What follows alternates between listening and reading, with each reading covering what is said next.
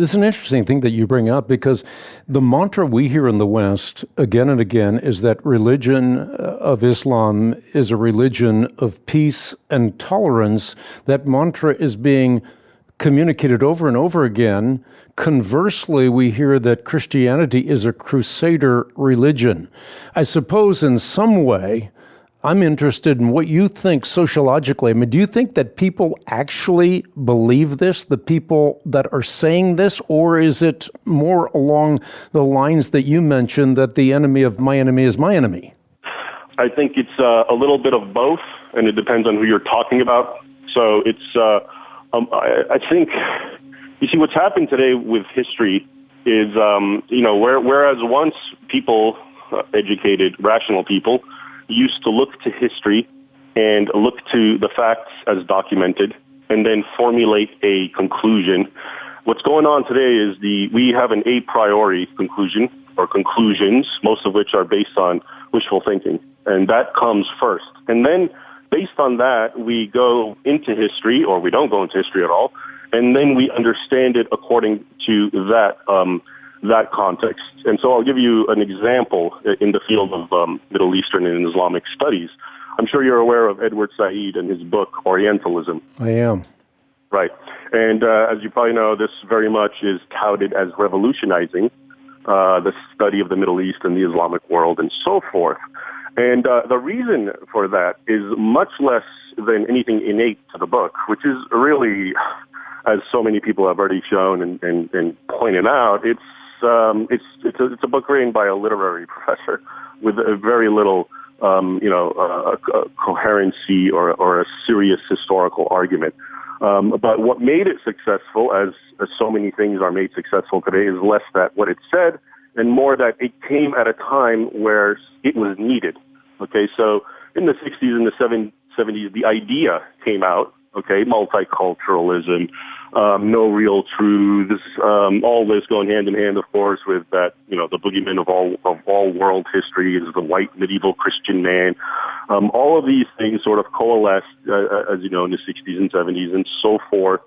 And so when a book like Orientalism came out, which basically said everything we ever known or heard or learned from the so-called Orientalists, which are the pioneers, the European scholars who studied the East, the Orient, is just nonsense. It's all lies. It was all fabricated to, and here you see, popular psychology also, made famous in the 60s and 70s and so forth, come into play, all to, justify oppressing the other and so forth. And so what it did is, it based on all the prominent philosophies that were in the air, whether it's Marxist, materialist Marxism, which says that all history is basically a product of economics. It has nothing to do with ideology. And so if one group attacks another group, it's because that group, has material wants, and so it wants to get what the other group has. There's nothing ideological about it.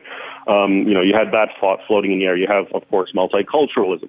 And so in that context, one question that everyone had to figure out is, well, what do you do with 13 centuries of European Christian writings that unequivocally demonize everything about Islam, from its theology to its history? And so the funny thing is, what Orientalism said and what people jumped on and accepted is, it said, you just dismiss it, you throw it away. Why? Because we know that by virtue of our philosophy, as I was saying, the idea comes first, and our idea is all people act the same, regardless. And therefore, we can honestly say that Muslims cannot have acted any worse than Christians. That's just an idea we've accepted. And we've already said that if there's violence, it's because of material needs and all these other ideas. And so what do you do with the fact that there's 13 centuries of Christians demonizing Muslims? Well, obviously that's 13 centuries of evil Christians, hypocrites, and envious Christians who are intentionally demonizing Muslims, so they can justify going and colonizing them and taking over them. And that idea just went rampant. Everyone loved it. It's still prominent right now, not because he proved anything, but because, like I said, it fit the need. It fitted what people wanted to understand.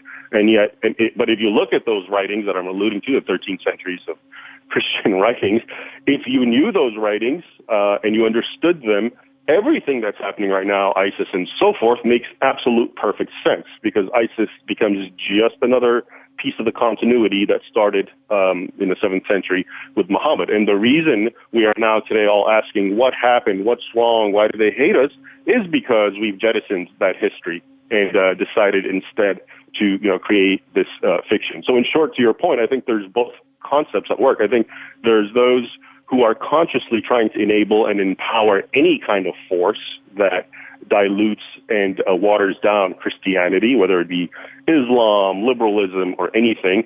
And then I think there's the masses who have been so conditioned into believing these overarching principles of culturalism, relativism, moral relativism, materialism, all of which conclude that there's no way you can say Muslims have done anything worse than Christians. And I don't care how many history books or chronicles, including Muslim ones, say that. We will jettison that idea and move forward. So I think that's what's at play fundamentally.